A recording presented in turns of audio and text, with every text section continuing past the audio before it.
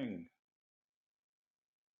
Welcome to Silverside Online, Sunday morning, August the 30th.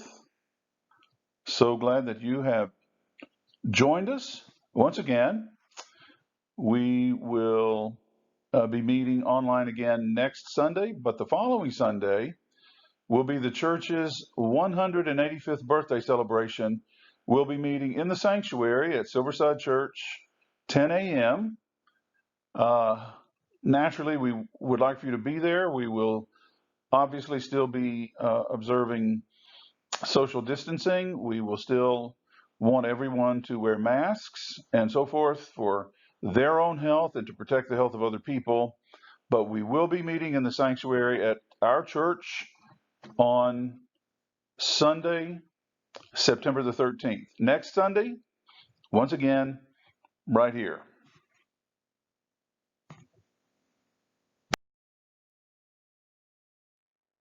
I would like to announce to you or remind you that we have three terrific concerts scheduled. They're to be on Sunday afternoons, three consecutive Sunday afternoons, 3 o'clock in the afternoon, right on the beautiful lawn of Silverside Church. On September the 13th, the anniversary afternoon, it's a string trio. On September the 20th, we have Dixieland music. And on September the 27th, rock and roll. The first Sunday afternoon in October is a make-up rain date for any one of these that might be rained out. We'd love to have you participate and bring friends. We will have chairs appropriately distanced from one another. Please wear a mask. You may sit in your car if you wish. We will certainly have sound that will permit that. But you're most warmly invited to participate in these musical events planned by our music committee. As far as I have ever run across, the central figures in the world's great religions were non-worriers. I mean, how many people would want to join up with a spirituality movement whose leader was a hand-wringing, fretting, worrying bundle of nerves? Most spirituality movements hope to give adherents inner peace in the face of a chaotic, unpredictable, sometimes very cruel world. There are all sorts of ways religious groups have encouraged their members to deal with worry. Some say that if there's something causing you worry, the best thing you can do is to jump in and try to change it. And when you've done all you can do, regardless of the outcome, you know there's no reason to worry anymore. Either you fix the problem or it's not going away anytime soon, at least. Worry has proven to be completely unproductive in responding to the problem, so it should be removed from the picture. Some groups have said the world is a whole set of hopeless problems that can never be solved. Great optimist, huh? The only intelligent response, therefore, is to focus on the world to come where all problems will have been removed. Many Christian groups have opted for this latter alternative, and they teach those who practice with them to discount the troubles of this world, because by and by, these troubles will be nothing more than a blip in experience when they look back on them from the perfect next world where pain and sorrow and suffering are no more. Soon I will be done with the troubles of the world, going home to be with God, the slaves on those old southern plantations sang when their masters weren't within earshot. In the film version of Alice Walker's Color Purple, one of my favorite films, certainly, Celie is the victim of physical and emotional abuse heaped upon her by her husband, whom she calls Mr. Celie is talking to another woman, Sophia, also a victim of domestic abuse, about the best way to handle it. Celie says, It's best to endure it, Sophia, because this life doesn't last long, while in comparison, heaven, where there is no domestic abuse, is forever. And Sophia says, oh no, oh no, the best thing you can do is to bash Mister's head in when he tries to hurt you and then think on heaven later.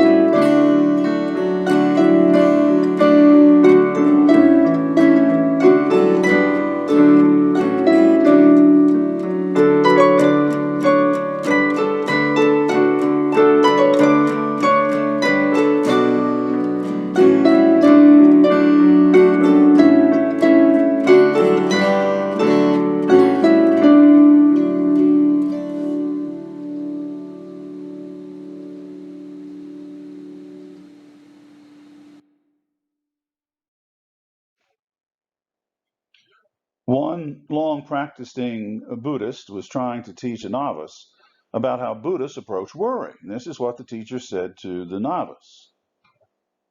We are not called upon as Buddhists to deny the world, and certainly not to escape from it.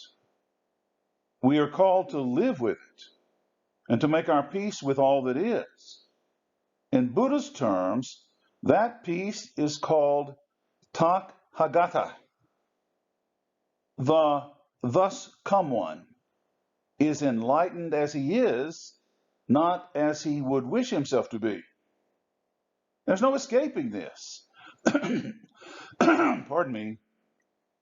The world of worries, he said to his student, we wish to escape from in the beginning of Buddhist practice is found to be enlightenment itself in the end.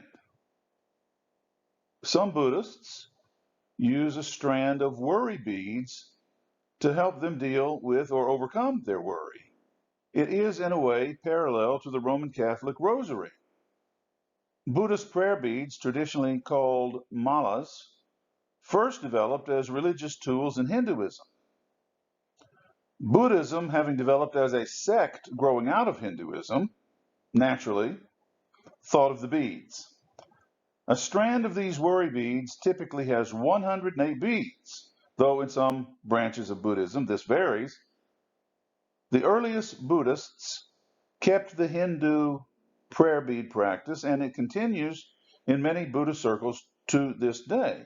Each of the 108 beads reminds the devout Buddhist of something she or he should overcome and thus no longer worry about.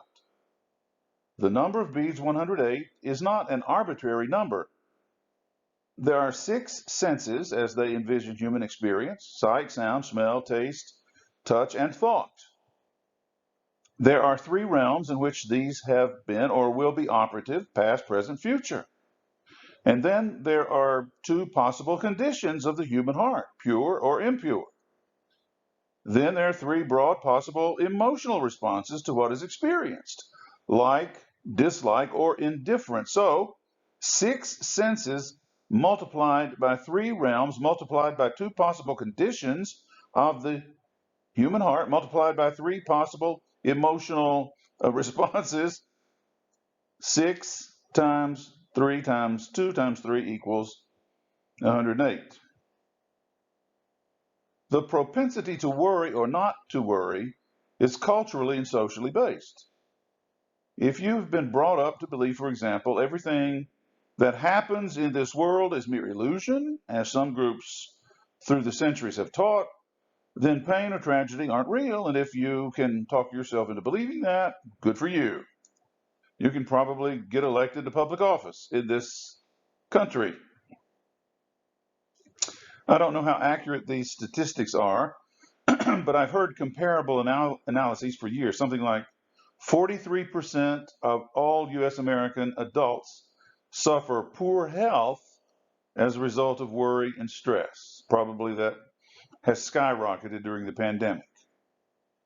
Of all the visits to primary care physicians, up to 90% of the patients have worry-related complaints or disorders. In medical research, worry has been linked to all the leading causes of death in this country, including heart disease, cancer, lung dysfunction, accidents, and suicide. Human resource specialists estimate that on a typical workday in our country, again pre-pandemic, about 1 million workers are absent because of issues related to worry. Someone has said, consider the mental fatigue of nights without sleep and days without peace, and we get a glimpse of the havoc worry plays in destroying the quality and quantity of life. Worry weakens our immune system. Further, as Dr. Charles Mayo, for whom the Mayo Clinic is named, pointed out in the early part of last century, worry affects the circulation, the heart, the glands, the whole nervous system. Continuing his quote, I have never known a person who died from overwork, but many have died from worry. Speaking of the Mayo Clinic, some recent research out of that stellar healthcare institution reminds us that at the beginning of the 20th century, physicians in this country were almost unanimous in the belief that most disease was caused by bacteria. At the beginning of the 21st century, a substantial number of physicians began asking each other if things have changed. So the most probable cause for disease ended up being considered worry, or worry at the root. Dr. Hans Selye has said unrelieved stress is the cause of all disease.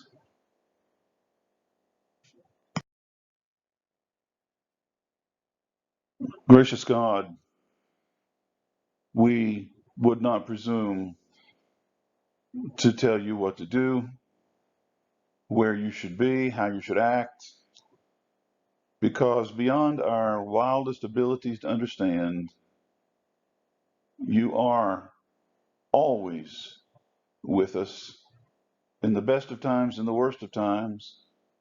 You do not need to be prompted by our pleas. You do not need to be reminded. You need no special invitations or encouragements or permissions. And so in our prayer times today, we offer our gratitude that in the situations that most disturb us and that keep us awake at night when we are not able to control our worry, you are with those who struggle. And you're also with those who are in positions of making decisions to minimize danger and death to the extent that those are possible. So thank you for your presence today with those who continue to fight for racial justice. And thank you for your presence with those who are working selflessly, not for profit, but selflessly for cures for the coronavirus. And thank you for your presence with those who are putting their lives back together after the latest attacks from hurricanes and tropical storms, for those who lost loved ones and possessions and are heavily grieved today. Thank you for your presence with those who are separated from those whom they love, and especially when those whom they love are going through times of illness.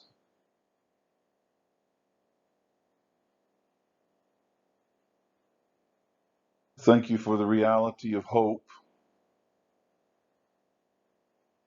laughter, encouragement, positive change, but always, always, always, most of all, we thank you, gracious God, called by so many names by those who truly understand you, and not everyone does, especially in organized religion. Thank you for your unfailing presence with us. Amen.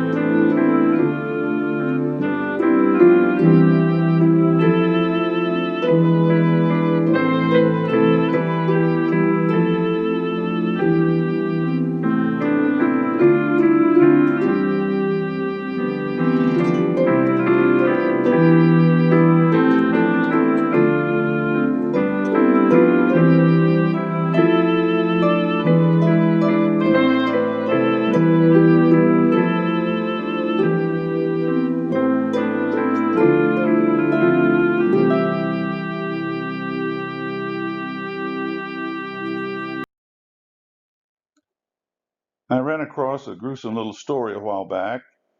Now I'm worried about whether I can tell you the story with clarity. Death was walking toward a city one morning, and some man recognized Death on the move. Many don't. And the man dared to ask Death, "What are you doing here? What are you up to?" And Death answered, "Well, I'm going to take 100 people from your town today." "That's horrible," the man protested. "You can't do that.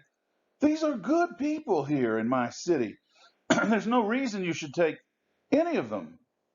"Well, that's the way it is," Death said. "It's what I do. You know what I do. Everybody knows what I do." Thinking he could thwart Death's plan for the day, this man ran back into the center of his town and told everybody he possibly could find what had happened. Death was on his way into town, intending to take 100 of them out with him that day. At the end of the day, the man was pleased with himself for having made an effort to spread the word. He was sure that he had saved at least a few lives, but that tragically was not the case. All total, 10 times as many as he had anticipated died that day. At dusk, the man ran into Death again. You told me you're going to take only 100 of us, but you took 1,000 of us. What in the world's wrong with you? And Death said, I did what I said I was going to do. I took 100 people from your town today. The other 900 died from worry, and they have you to thank for that.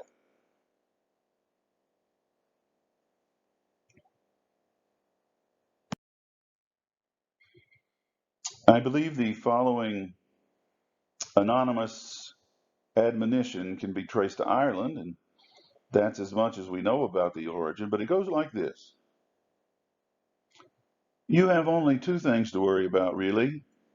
Either you're sick or you're healthy. If you're healthy, you have nothing to worry about, but if you're sick, you have two things to worry about. Either you're going to get well or you'll die. If you get well, you have nothing to worry about. But if you die, you have two things to worry about. You'll either go to heaven or hell. If you go to heaven, you have nothing to worry about. If you go to hell, you will have nothing to worry about there, either because you'll be so busy shaking hands with your friends, you'll have no time at all for any more worry.